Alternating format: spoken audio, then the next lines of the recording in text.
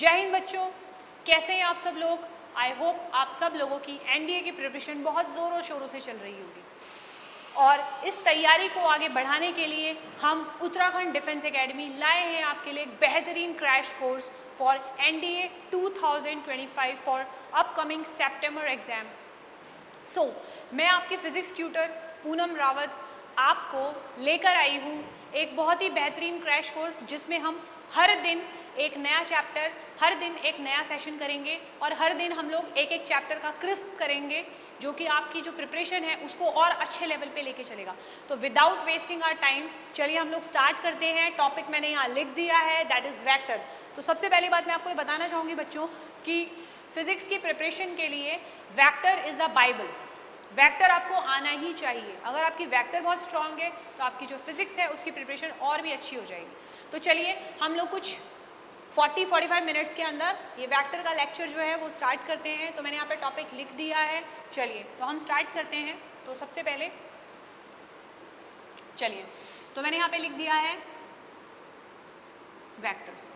देखिए सबसे पहले बच्चों हमारे पास जितनी भी फिजिकल क्वांटिटीज होती हैं, फिजिकल क्वांटिटीज, उनमें से कुछ क्वांटिटीज ऐसी हैं जो कि वेक्टर होती हैं। तो यहाँ पे मैं शॉर्ट में लिख देती हूँ ऐसी क्वांटिटीज जिनके पास मैग्नीट्यूड भी है और डायरेक्शन। ठीक है, इनके पास मैग्नीट्यूड भी होता है और डायरेक्शन, दोनों के दोनों इनके पास होते हैं और ऐसी क्वांटिटीज को हम क्या बोलते हैं, वेक्टर। इसके अलावा बच्चों थर्ड क्वांटिटी एक चीज़ है जो कि बहुत ज़्यादा इंपॉर्टेंट होती है और वो है आपका वेक्टर एडिशन रूल। यानी ऐसी क्वांटिटीज जिनके पास मैग्नीट्यूड भी है, डायरेक्शन भी है और जो वेक्टर एडिशन रूल को फॉलो करते हैं वो वेक्टर कहलाते हैं। फॉर एग्जाम्पल यहाँ पे फटाफट हम एग्जाम्पल ले लेते हैं जो एनडीए पॉइंट ऑफ व्यू से वेरी वेरी इंपॉर्टेंट है आपका, जैसे डिस्प्लेसमेंट, उसके बाद वेलोसिटी, आप मेरे साथ नोट भी कर सकते हैं ये, उसके बाद एक्सेलरेशन, देन आपका torque, momentum, then field which is electric field, any kind of field, then आपका angular velocity। तो ऐसी तमाम कई क्वांटिटीज़ हैं। उसके अलावा फोर्स, इम्पल्स, करंट डेंसिटी। देखिए ये मैंने वो क्वांटिटीज़ लिखी हैं जो कि आए दिन एग्जाम में आती ही आती है। इनमें से एनडीए के लिए जो क्वेश्चन बनेगा वो ये बन सकता है, which of the following quantities are vector and which of the following quantities are scalar. तो आप देख सकते हैं यहाँ पे, आप नोट डाउन आराम से कर सकते हैं, आप स्क्रीन को पॉज करके कर सकते हैं या जैसे भी आपको करना है आप कर लीजिए। So these quantities are vectors. चलिए तो आई होप आप लोगों ने ये नोट कर लिया होगा। तो हम नेक्स्ट स्लाइड में जाते हैं। देखिए नेक्स्ट है हमारा, अगर हम वेक्टर की बात करें तो एक वेक्टर दिखने में कैसा होता है, it has an arrowhead. Suppose I have written this, now you can see this arrowhead, this is called as tail of the vector and this is called as head of the vector. एक vector का एक tell होता है, एक head होता है और जो हेड है it shows the direction of the vector, it shows the direction of the vector. तो पहली चीज तो ये हो गई। दूसरी चीज बच्चों ये है वेरी इंपॉर्टेंट, इसको आप स्टार मार्क करके लिख सकते हैं, that a vector can be shifted parallelly without changing its direction. एक वेक्टर का सारा जो तामझाम है that all depends on the direction. For every new place, for every new thing आपको हमेशा एक नया वेक्टर ड्रॉ करना पड़ेगा। For every new direction you have to draw a new vector. That's the main thing all about we have the for the vector. So यहाँ पे आप लिख सकते हो अ vector can be shifted parallelly without changing its direction। ठीक है, ये बहुत इंपॉर्टेंट है ये लाइन। एक वेक्टर को बिना डायरेक्शन के चेंज किए आप पैरेलली शिफ्ट कर सकते हो। फॉर एग्जांपल हम लेट्स सपोज हम एक एग्जांपल ले लेते हैं। सपोज ये एक वेक्टर है, now you can see the direction. Now if I shift this vector like this, like this, बताइए will there be any change in the direction? No, there will be no change. This vector and these all vectors are same. तो ये बात आपको ध्यान रखनी है कि अगर किसी वेक्टर को अगर आप पैरेलली शिफ्ट करते हो तो there will be no change in its direction. तो ये आपका A वेक्टर हो गया. सपोज इसी A वेक्टर को मैंने अगर ऐसे बना लिया या फिर मैंने ऐसे बना लिया, तो आप देख रहे हो, you can see there is a difference in the direction. जैसे ही वेक्टर का डायरेक्शन चेंज होता है वैसे ही वेक्टर चेंज हो जाता है. So for this new vector you have to give new name. आपको नया नाम देना पड़ेगा क्योंकि वेक्टर के लिए सबसे इंपॉर्टेंट उसकी डायरेक्शन है. इसी तरह से अगर हम आगे बढ़े और ये कहें कि अगर एक वेक्टर को, this is the very important question, it may come in your exam, that अगर वेक्टर को 360 डिग्री टर्न किया तो सपोज ये एक वेक्टर ए है, इसको मैंने 360 डिग्री टर्न कर दिया यानी कि 360 डिग्री, तो ये अपनी ओरिजिनल प्लेस में आ जाएगा. और अगर ये ओरिजिनल प्लेस में आ जाएगा तो सिंपली हम क्या बोल सकते हैं, नो चेंज इन डायरेक्शन. यानी अगर 360 डिग्री आप रोटेट करते हो then no change in direction, no change in direction, there will be no change in its direction. very very important. Next अगर मैं बात करूं, इसको आप नोट कर लीजिए फटाफट. नेक्स्ट मैं बात करूं कि अगर vector is shifted 180 degree, suppose vector A है और इसको हमने 180 डिग्री शिफ्ट कर दिया यानी ऐसे, तो क्या हो जाएगा, minus A vector, minus A vector, यानी वेक्टर का डायरेक्शन चेंज हो गया. तो you can say we will get reflection. हमें क्या मिलेगा, रिफ्लेक्शन ऑफ द वेक्टर. ठीक है भाई, वेरी वेरी इंपॉर्टेंट. हमें क्या मिलेगा, रिफ्लेक्शन ऑफ द वेक्टर. तो इस तरह से देखो बच्चों, हम ये देख सकते हैं कि अगर किसी वेक्टर को आप डायरेक्शन यानी एंगल्स में चेंज कर रहे हो तो उनकी डायरेक्शन आपके लगातार चेंज होते रहेंगे. ठीक है, तो I hope everything is clear to you. Now we jump to the next topic and which is very very important and that is types of vector. लिखिए मेरे साथ आप लोग.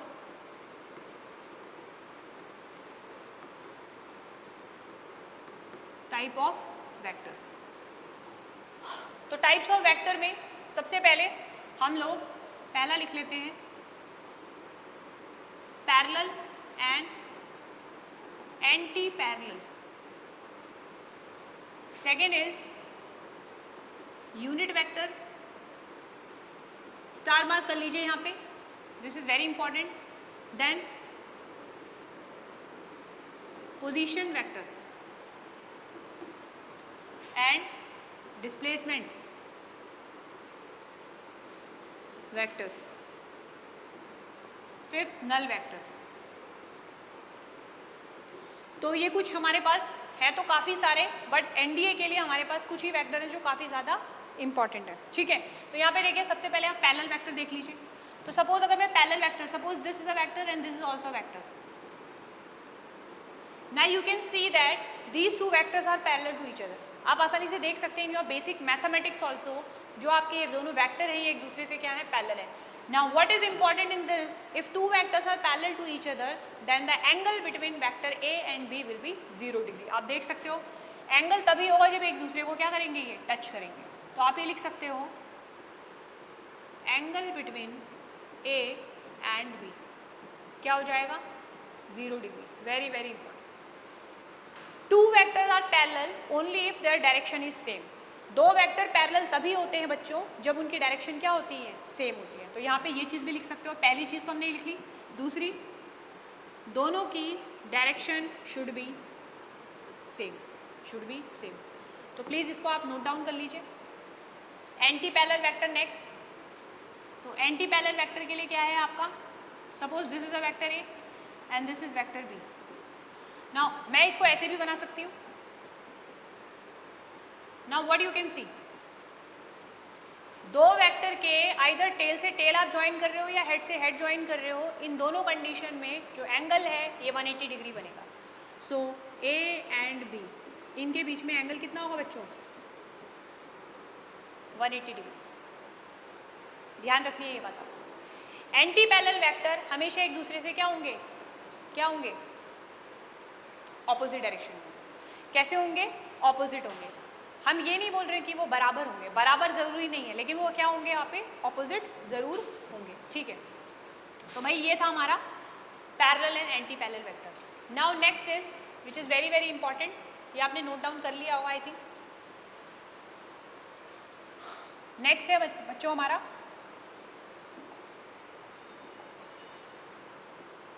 Unit vector. लिखिए, मोस्ट इंपॉर्टेंट। एनडीए के exam में क्या आ सकता है? What is the magnitude of unit vector? क्योंकि मैंने आपको बताया कि हर वेक्टर के लिए we have two things, magnitude and direction. हर वेक्टर के लिए हमारे पास दो चीजें होती हैं, एक होता है मैग्नीट्यूड और एक होता है डायरेक्शन। तो यूनिट वेक्टर के पास भी कुछ ऐसा ही होगा। तो इसका अगर मैं मैग्नीट्यूड की बात करूं तो यहाँ पे प्लीज नोट डाउन कर लीजिए, इसका मैग्नीट्यूड हमेशा 1 होगा। Unit that is 1। और ये करता क्या है? It tells about the direction of other vectors. ये क्या करता है? दूसरे वेक्टर्स की डायरेक्शन को शो करता है। यहाँ पे बनाएंगे हम एक कार्टेशियन प्लेन, ठीक है? तो यहाँ पे देखिए कार्टेशियन प्लेन, जैसे आपका कोऑर्डिनेट ज्योमेट्री में क्या होता है? कोऑर्डिनेट प्लेन, वैसे ही वेक्टर प्लेन में क्या होता है आपका? Cartesian plane. तो देखिए कार्टेशियन प्लेन में हम लोग यहाँ पर देखिए, आपको नॉर्मल पता है, तो मैं यहाँ पे लिख देती हूँ I cap plus I cap minus I cap plus J cap minus J cap, और थर्ड है यहाँ पे plus K cap and minus K cap. So बच्चों these are the unit vectors. अगर कोई बॉडी पॉजिटिव एक्स डायरेक्शन में चल रही है तो आप उसके लिए यूनिट वेक्टर क्या यूज करोगे? Plus I cap. माइनस के लिए माइनस, प्लस के लिए ऊपर जाओगे तो जे कैप माइनस। तो सिंपल है ये तो बहुत ही ईजी है, ठीक है? इसका एग्जाम्पल लेते हैं कि सपोज मैंने लिखा velocity. Velocity is a vector. अगर आपको याद नहीं है तो आप क्या लिख सकते हो? V for velocity and V for vector, S for speed, S for scale. Yes, तो if I write 5 i cap, या मैंने लिखा -5 j cap. Now please tell me, अगर मैंने ये वेलोसिटी वेक्टर लिखा है तो इसका मैग्नीट्यूड मुझे बताइए और इसका डायरेक्शन मुझे बताइए। तो देखो यहाँ पे अगर मैं मैग्नीट्यूड की बात करूं तो इसका जो मैग्नीट्यूड है वो है 5,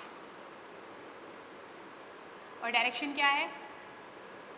आई कैप, यानी पॉजिटिव एक्स एक्सिस। सिंपल, यही होगा। नीचे वाले की बात करूं तो यार देखो, एक चीज में बच्चे बहुत कंफ्यूज होते हैं कि अगर यहाँ -5 लिखा हुआ है तो इसका मैग्नीट्यूड क्या -5 होगा? No, this is absolutely wrong answer.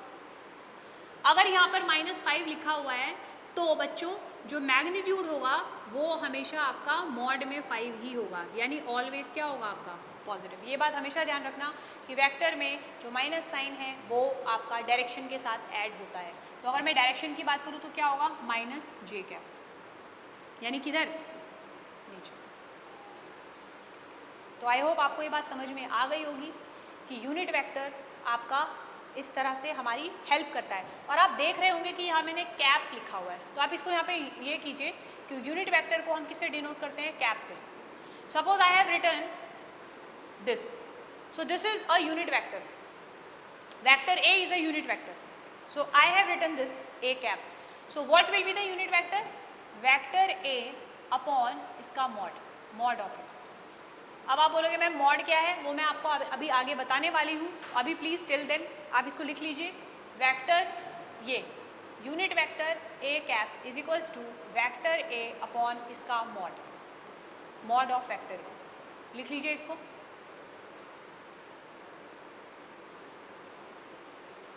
तो स्क्रीन को पॉज करके यू कैन राइट। मैं आगे बढ़ती हूँ क्योंकि बच्चों हमें ज़्यादा टाइम अपना वेस्ट नहीं करना है, कम से कम टाइम में हमें ज़्यादा से ज़्यादा अपनी एनर्जी को यहाँ पर दिखाना है, ज़्यादा से ज़्यादा मुझे आपको कंटेंट देना है ताकि आपकी जो प्रिपरेशन है वो बहुत अच्छे तरीके से चले और आपको कम समय में बहुत अच्छी अच्छी चीज़ें जानने को मिले। चलिए तो नेक्स्ट हम करते हैं यहाँ पर how to find unit vector. It directly comes in your NDA exam. Suppose we have vector A. This is बच्चों ये एक वेक्टर है, ये हमारे पास क्या है, एक वेक्टर है. Now I have to find the unit vector of A vector.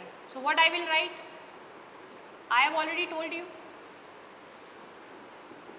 तो व्हाट आई विल डू, और इसका मॉड अभी डायरेक्टली यू कैन राइट, फिर मैं आपको बताती हूँ कैसे हम इसको कर रहे हैं. तो यहाँ पे हो जाएगा भाई, कैलकुलेशन तो आपको आती होंगी. ये कितना हो जाएगा, आई थिंक 5 हो जाएगा. ये आंसर विल बी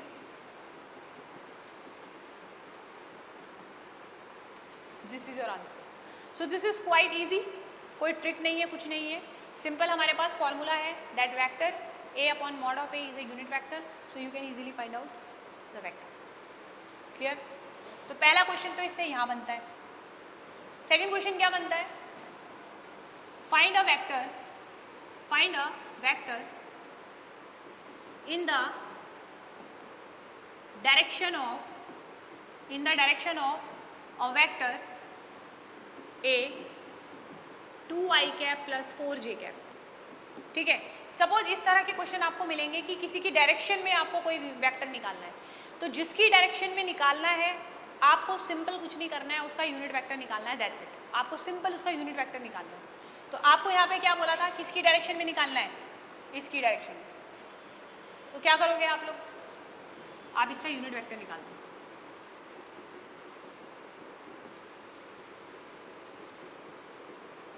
देखिए बच्चों, मॉड हमेशा ऐसे ही निकलेगा, मॉड हमेशा ऐसे ही निकलेगा.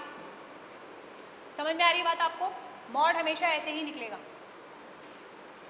इसका तरीका यही है. Is that clear to everyone. हमने अलग अलग डायरेक्शंस के लिए अलग अलग यूनिट वेक्टर पढ़ लिए हैं. आई होप आपको समझ में आ चुका होगा. So let's move to the next slide. हम नेक्स्ट स्लाइड पे मूव करते हैं. नेक्स्ट लिखिए पोजीशन वेक्टर. Position vector. अब पोजीशन वर्ड से आपको समझ में आ रहा होगा कि हर बॉडी के हर नए कोऑर्डिनेट के लिए आपको एक नया पोजीशन वेक्टर हमेशा ड्रॉ करना पड़ेगा. जैसे कि मैं आपको पहले भी बता चुकी हूँ कि जो वेक्टर होता है उसकी हर एक नई प्लेस के लिए आपको एक नया वेक्टर बनाना पड़ता है, क्योंकि जैसे ही डायरेक्शन चेंज होगी आपका वेक्टर चेंज हो जाएगा. तो अगर सपोज मैं यहाँ पर खड़ी हूँ, सी मुझे देखिए, सपोज मैं यहाँ पर खड़ी हूँ, मेरी इस पोजीशन को बताने के लिए एक यूनिट वेक्टर, एक वेक्टर बनाना पड़ेगा, आपको ड्रॉ करना पड़ेगा, क्योंकि मैं किस डायरेक्शन में हूँ और मैं कहाँ से कहाँ पर हूँ. सपोज मैं यहाँ चलती हूँ, यहाँ पहुँच जाती हूँ, अभी हूँ मैं वही, पर्सन में वही हूँ, लेकिन मेरी पोजीशन यहाँ से क्या हो गई, यहाँ चेंज हो गई. अब जैसे ही मेरी पोजीशन चेंज हुई तो आपको इस पोजीशन के लिए भी एक नया वेक्टर ड्रॉ करना पड़ेगा, क्योंकि बच्चों मेरी डायरेक्शन चेंज हो गई है. Is that clear. चलिए आइए इसको हम लोग ग्राफ में ड्रॉ करते हैं. सपोज ये एक वेक्टर है R1 OA. ठीक है, ये क्या है, मेरी पहली पोजीशन. O से मैंने इसके लिए एक वेक्टर ड्रॉ किया. सपोज मैं पहुंच गई B पे, तो मेरा वेक्टर क्या हो गया, R2. चेंज हो गया भाई. क्लियर है बात. यहाँ पर जब मैं A पे थी तो मेरे कोऑर्डिनेट्स थे कुछ x1, y1. भाई कोऑर्डिनेट्स मेरे होंगे यहाँ पे, ये x1 हो गया.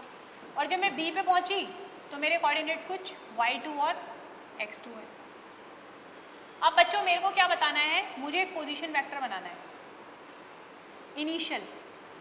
मैं इनिशियल, अब मैंने आपको क्या बोला, जब भी आपको कोई भी वेक्टर बनाना हो, जब भी आपको कोई भी वेक्टर लिखना हो, you will always do it with the help of a unit vector. आपको हमेशा क्या करना है, एक यूनिट वेक्टर की हेल्प से इसको करना है.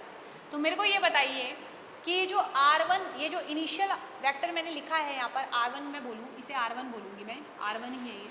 तो जब मैं ये R1 लिखूँगी तो मैं देखिए R1 पे जब हूँ, यहाँ पर मैंने लिखा है, तो मैं x में कुछ हूँ और y में कुछ हूँ. मेरे कोऑर्डिनेट x में भी है और y में भी है. अब आपको पता है x के लिए मैंने क्या बनाया था, i कैप, और y के लिए क्या बनाया था, j कैप. तो मैं क्या लिख सकती हूँ, देखो ध्यान से देखिए मैं क्या लिख रही हूँ. देखो मैग्नीट्यूड डायरेक्शन, मैग्नीट्यूड डायरेक्शन. मेरी जो सेकंड पोजीशन है उसके लिए मैंने क्या लिखा,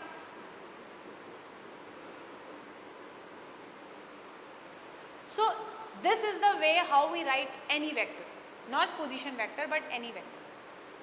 मैं किसी भी तरह का वेक्टर यहाँ पे क्या कर सकती हूँ, लिख सकती हूँ, नो प्रॉब्लम। ठीक है, अब यहाँ पे देखिए, इसके बाद मैंने आपको लिखवाया था डिस्प्लेसमेंट वेक्टर। तो डिस्प्लेसमेंट के लिए बच्चों, अगर आपने नॉर्मल मैकेनिक्स पढ़ी है तो आपने डिस्प्लेसमेंट में क्या पढ़ा है, डिस्प्लेसमेंट होता है delta S and displacement is a vector. So delta is S final minus S initial, this is your initial position, final position minus initial position. Suppose मेरा पहला डिस्प्लेसमेंट वेक्टर यही था और उसके बाद क्या था, ये था। अगर आप इसी ग्राफ में देखो, ठीक है, या मैं आपकी चलो सहूलियत के लिए एक और ग्राफ बना देती हूँ। ये मेरा फर्स्ट था S1 और ये क्या था मेरा S2, ठीक है, ये O है, ये A है, ये B है। अब मेरा डिस्प्लेसमेंट कहाँ से कहाँ हुआ है बच्चों, यहाँ से यहाँ। तो मैं क्या लिखूंगी, यहाँ पे मेरे को लिखना पड़ेगा AB, ये दिस इज माई डिस्प्लेसमेंट। तो मैं क्या लिखूंगी, OB minus OA,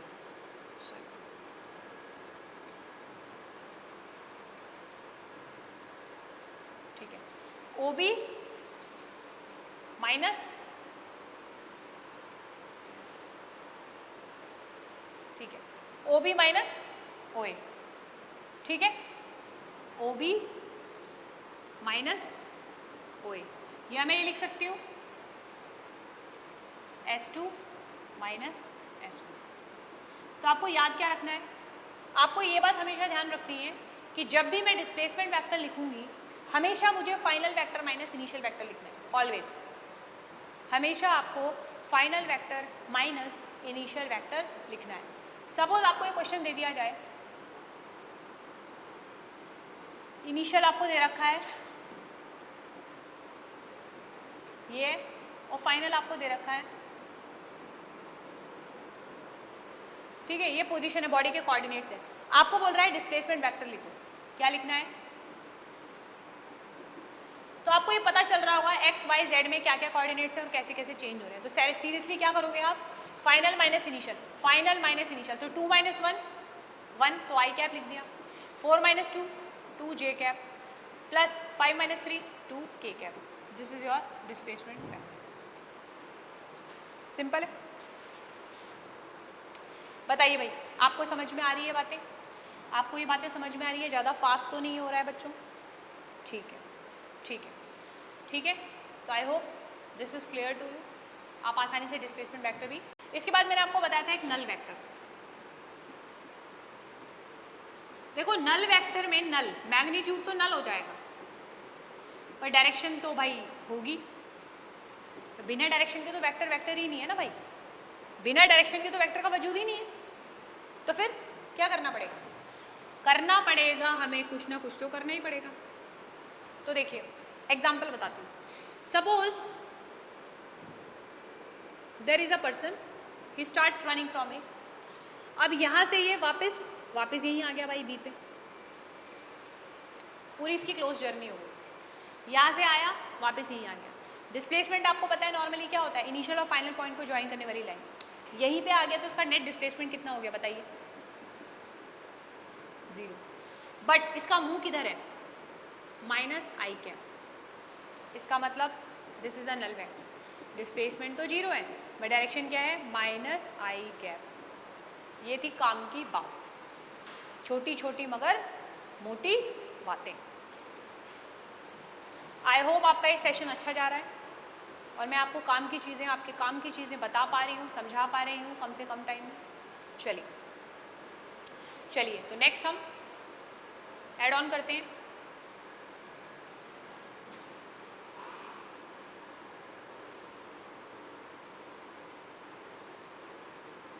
resolution of vector.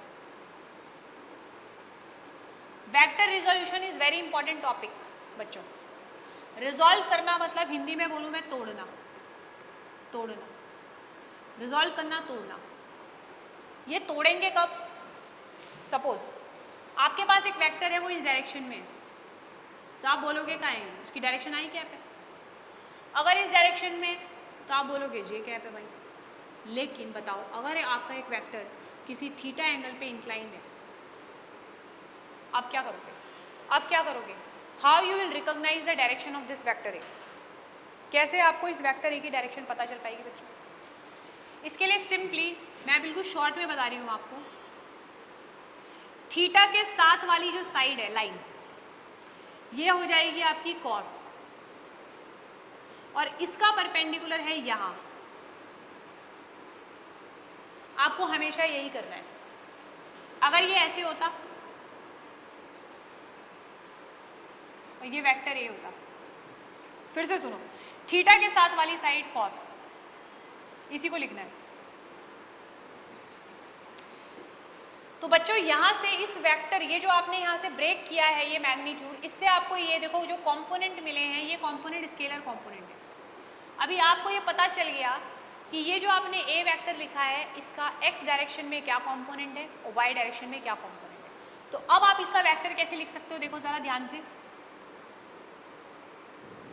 कौन सी डायरेक्शन है ये भाई, आई कैप, और ये कौन सी डायरेक्शन है, जे कैप। तो बहुत ही आसानी से हमने magnitude plus direction, magnitude plus direction लिख डाला और लाइफ झिंगा लाला, है ना।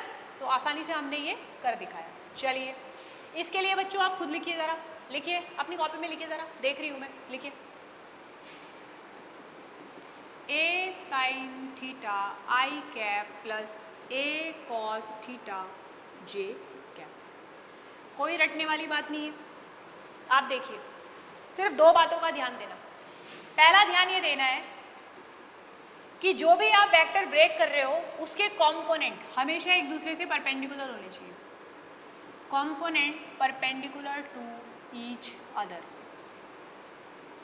और जो भी वेक्टर है जिसको ब्रेक कर रहे हो वो इनके अंदर आना चाहिए, अंदर आना चाहिए, अंदर आना चाहिए। अब ये मैंने आपको सरल और सिंप्लीफाइड भाषा में समझा दिया है कि अगर दो वेक्टर आपके कंपोनेंट, मतलब जो भी वेक्टर है आप उसको ब्रेक कर रहे हो, रिजॉल्व कर रहे हो इनटू इट्स स्केलर कंपोनेंट्स, तो उसके जो कंपोनेंट हैं they should be perpendicular to each other, और जो भी आपका वेक्टर है ब्रेक हो रहा है वो उसके अंदर आना चाहिए। So this was the resolution of vector. आपको हमेशा साइन और कॉस में इसको कन्वर्ट करना पड़ेगा और उस तरह से आपको क्या करना पड़ेगा, ब्रेक करना पड़ेगा। चलिए तो आई होप आपको रिजोल्यूशन ऑफ वेक्टर भी समझ में आ गया होगा। इसका हम एक दो क्वेश्चन देख लेते हैं ज़रा सॉल्व करके। सपोज ये एक मास है, इस पर एक फोर्स लग रहा है 50 न्यूटन, कितने डिग्री एंगल पे, 30 डिग्री। इधर एक और फोर्स लग रहा है 5 न्यूटन। चलिए इसका वजन ले लेते हैं, चलिए वेट रहने दीजिए। आपसे पूछा जा रहा है फाइंड एफ वेक्टर, आपको फोर्स का वेक्टर बताना है और इसकी वैल्यू भी बतानी है, मॉड। अब फोर्स का वेक्टर, मैंने आपको बार बार बोल रही हूँ कि जब भी मुझे वेक्टर लिखना है मुझे आई जे के देखने ही पड़ेंगे, क्योंकि बिना उसके वो डिफाइन नहीं हो पाएगा। तो हम क्या करते हैं, देखिए ज़रा, आप सबसे पहले क्वेश्चन को देखिए, आप आई और जे में बाइफरकेट कीजिए। ये वाला तो आई में है, कोई प्रॉब्लम नहीं है।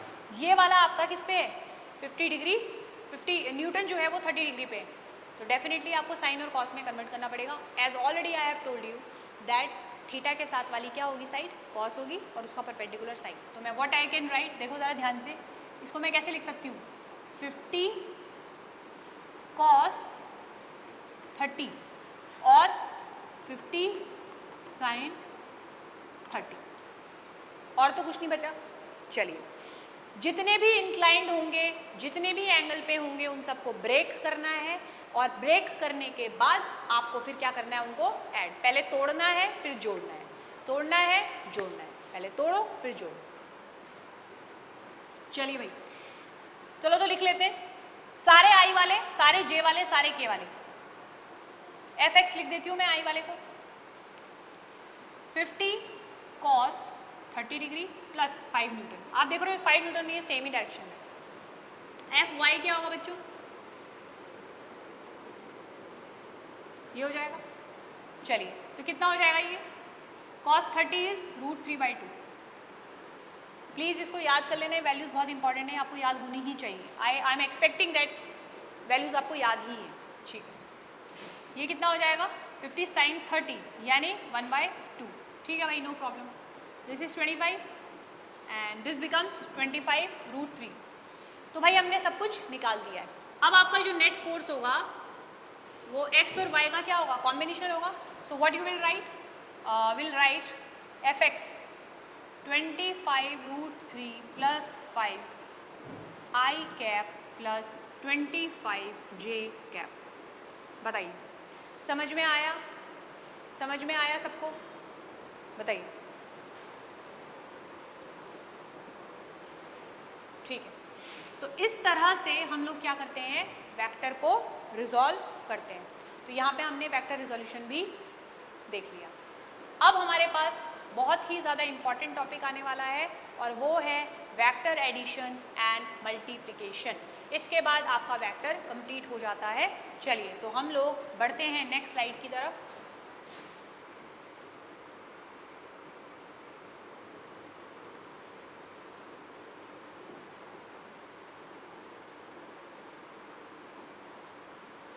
Vector addition and subtraction. अगर मुझे दो वेक्टर को ऐड करना है तो क्या करूंगी, और अगर मुझे दो वेक्टर को सब्ट्रैक्ट करना है तो तब मैं क्या करूंगी। चलिए सबसे पहले अगर मैं लिखूं यहाँ पर vector A and vector B, अगर मुझे इन्हें क्या करना है, ऐड करना है, तो सिंपल इसका जो फॉर्मूला होता है वो होता है दोनों वेक्टर को। देखिए पहली बात तो ये मैं बता दूं आपको कि अगर हम दो वेक्टर्स को ऐड करते हैं तो we will get a new vector. अगर दो वेक्टर्स को जब ऐड किया जाता है तो हमें हमेशा क्या मिलता है, एक नया वेक्टर मिलता है। अब नया वेक्टर मिलेगा, उस नए वेक्टर का मुझे क्या चाहिए, मैग्नीट्यूड चाहिए और डायरेक्शन। मैग्नीट्यूड के लिए मैं जनरली मॉड लिखती हूँ, इसका फॉर्मूला डायरेक्टली लिखो बच्चों।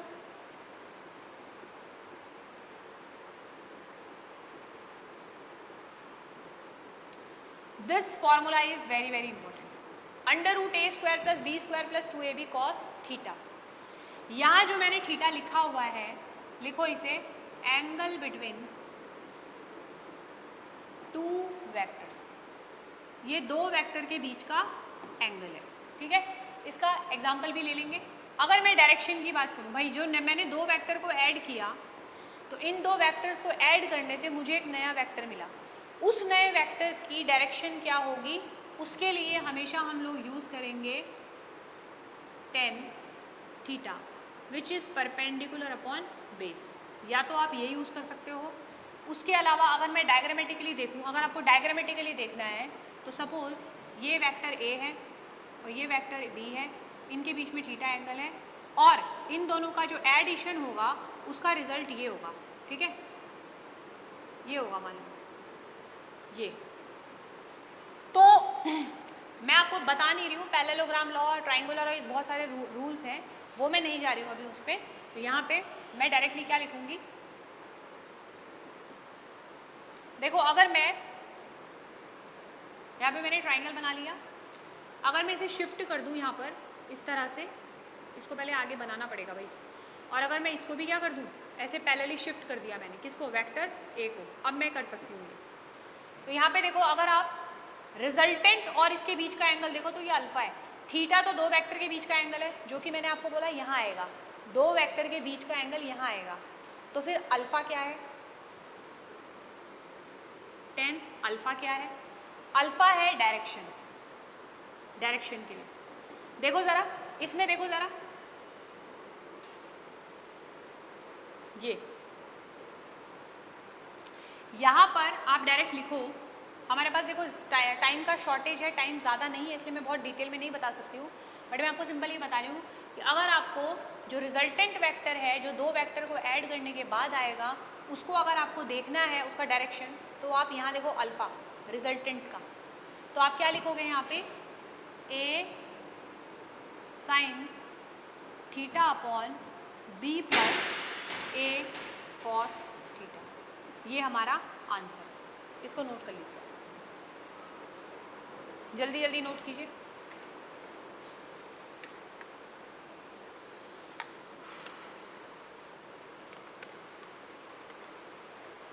चलिए थोड़ा सा पानी भी पी लिया जाए।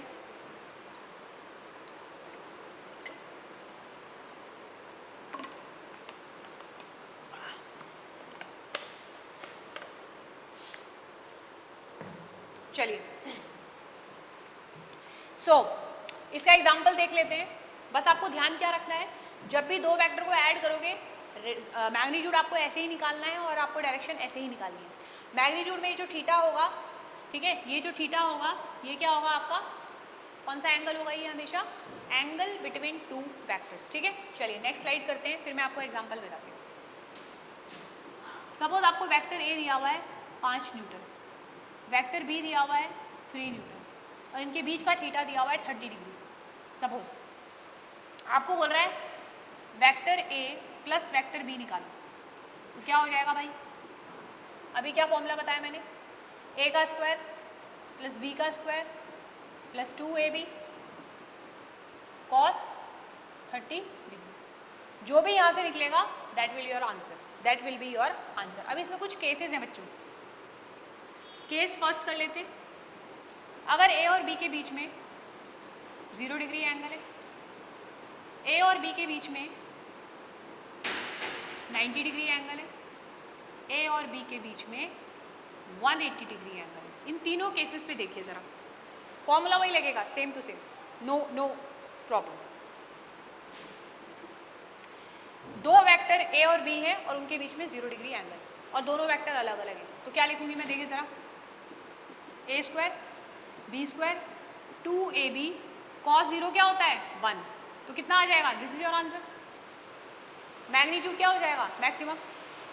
आपको शायद अगर शोर ज़्यादा आ रहा होगा तो माफ़ी चाहूँगी, क्योंकि बहुत तेज़ बारिश हो रही है, ख़तरनाक बारिश हो रही है यहाँ पर, ठीक है। हम उत्तराखंड में हैं और यहाँ पे बहुत ज़्यादा बारिश हो रही है और हमारी जो एकेडमी है उसकी ऑफलाइन कोचिंग भी यहीं पर है उत्तराखंड में, देहरादून में कुआं वाला, और जो ऑनलाइन है वो तो हम आपके या इस ऑनलाइन मीडियम के माध्यम से ले ही रहे हैं। चलिए नेक्स्ट है, अगर दो वेक्टर के बीच में 90 डिग्री एंगल हो, तो आपको पता है कॉस है, कॉस 90 क्या होता है 0, तो डेफिनेटली यही आएगा, ठीक है।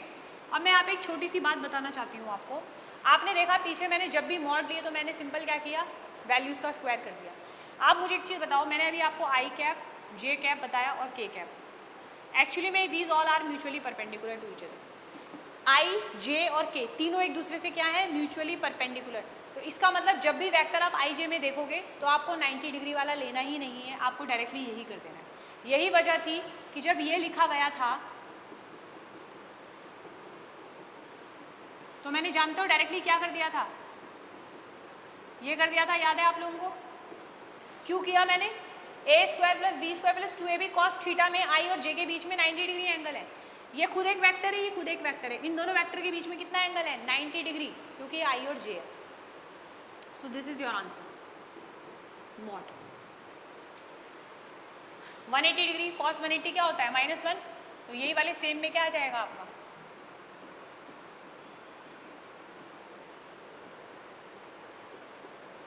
प्लीज इसको लिख लीजिए।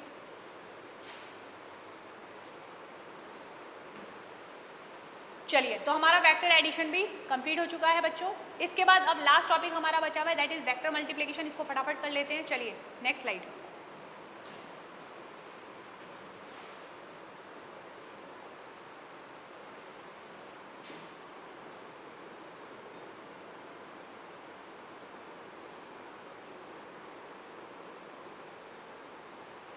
वेक्टर मल्टीप्लिकेशन में दो चीजें होती हैं,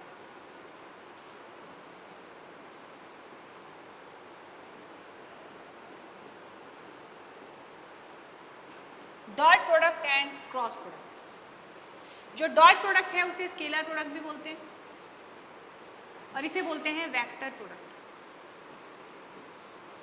रीजन क्या है मैं बताती हूँ। मैंने पीछे आपको बताया कि जब दो वेक्टर को ऐड किया जाता है तो हमेशा एक वेक्टर ही मिलेगा, बट यहाँ पर ऐसा नहीं है। दो वेक्टर्स को मल्टीप्लाई करके हमें एक वेक्टर भी मिल सकता है और स्केलर भी मिल सकता है। सो इफ असर्शन रीजन और ट्रू फॉल्स में it may come that by multiplying two vector we will always get a vector, नहीं, this is wrong statement. We may get a vector or we may get a scalar. तो यहाँ पे देखिए dot product अगर मैं लिखूँ तो a dot b ये होता है mod of a mod of b cos theta. आपको बच्चों याद रखना है कि डॉट प्रोडक्ट में क्या आता है, कॉस आता है। अगर मैं लिखूं ए क्रॉस बी, है ये मल्टीप्लिकेशन दोनों।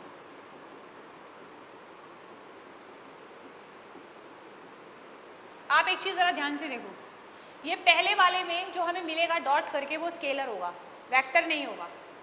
एग्जाम्पल ले लेते हैं, चलो वर्क पढ़ा है आप लोगों ने, पढ़ा ही होगा।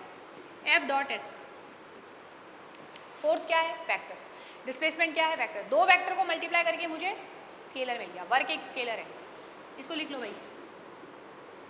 आज मैंने बहुत काम किया, सच में मैंने बहुत काम किया और मैं बहुत थक चुकी हूँ, ठीक है। आपकी ऑनलाइन क्लास भी ले रही हूँ, थक चुकी हूँ। चलिए यहाँ देखें, आज मैंने बहुत काम किया, तो जो मैंने काम किया है उसमें मुझे डायरेक्शन नहीं बतानी है। सिंपल मैं ये बोलूँ मैंने काम किया, तो वर्क क्या है, स्केलर है। दो वेक्टर को मल्टीप्लाई करके मुझे एक स्केलर मिला है, याद रखना इस बात को। ऐसे बहुत सारे एग्जाम्पल हैं, तो आप इसी को देखो फिलहाल। अब बात करते हैं इसकी। इसकी बात ये है कि क्रॉस करने से मुझे एक वेक्टर मिलता है।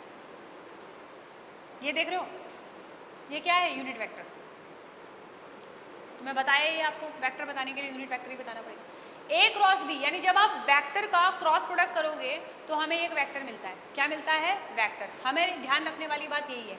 और क्रॉस में क्या होता है आपका, साइन। क्या होता है क्रॉस में आपका, साइन थीटा होता है। तो आप देख लीजिए, क्रॉस में साइन है और डॉट में कॉस है। करना कैसे है, बड़ा आसान है। डॉट प्रोडक्ट अगर मैं करती हूँ तो सपोज मेरे पास फोर्स है 3i cap plus J cap और डिस्प्लेसमेंट है 2i cap plus 3j cap, ठीक है। ये है मेरे पास फोर्स है 3i cap plus J cap और डिस्प्लेसमेंट है 2i cap plus 3j cap. मुझे क्या चाहिए, मेरे को बोला वर्क निकालो, तो मैं जानती हूँ आपका एफ डॉट एस होता है। अगर मैं ये नहीं जानूंगी तो मैं नहीं कर पाऊंगी। तो एफ डॉट एस करना है तो सिंपल कुछ नहीं करना है, इसको इससे मल्टीप्लाई करो, इसको इससे मल्टीप्लाई करो, क्वेश्चन सॉल्व। 3 2 जा 6 प्लस जे की जगह यहाँ 1 है, 1 3 जा 3, 9। वर्क का फोर्स क्या होता है, न्यूटन, सॉरी वर्क निकालना है ना, तो क्या होता है, joule. This is your answer.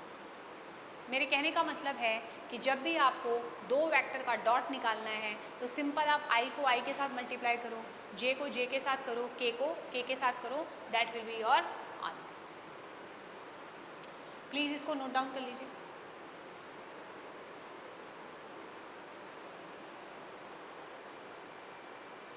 और याद रखना डॉट में कॉस होगा, डॉट में क्या होगा, कॉस, और क्रॉस में क्या होगा आपका। तो ये था बच्चों वेक्टर का एक क्रिस्प लेक्चर। आई होप आप लोगों को बहुत अच्छे से समझ में आया होगा और I hope you will do better in your life. खुश रहिए, मस्त रहिए और हमसे जुड़ने के लिए आप हमारे जो यूट्यूब चैनल है उत्तराखंड डिफेंस एकेडमी, उस पर जाके आप हमारे लेक्चर्स को देख सकते हो। और अभी हमारी ये शुरुआत है, धीरे धीरे आपको इसी तरह से फिजिक्स में भी, केमिस्ट्री में और डिफरेंट जो आपका सेक्शंस हैं एनडीए के लिए, मैथमेटिक्स, हम आपके लिए एक सीरीज़ लेके आएंगे जिसमें आपके हर लेक्चर में आपको एक टॉपिक या पूरा चैप्टर करवाया जाएगा, जितने भी आपके टॉपिक्स हैं। तो till then please connected with us, stay connected और खुश रहिए और प्रिपरेशन करते रहिए। जय हिंद, धन्यवाद।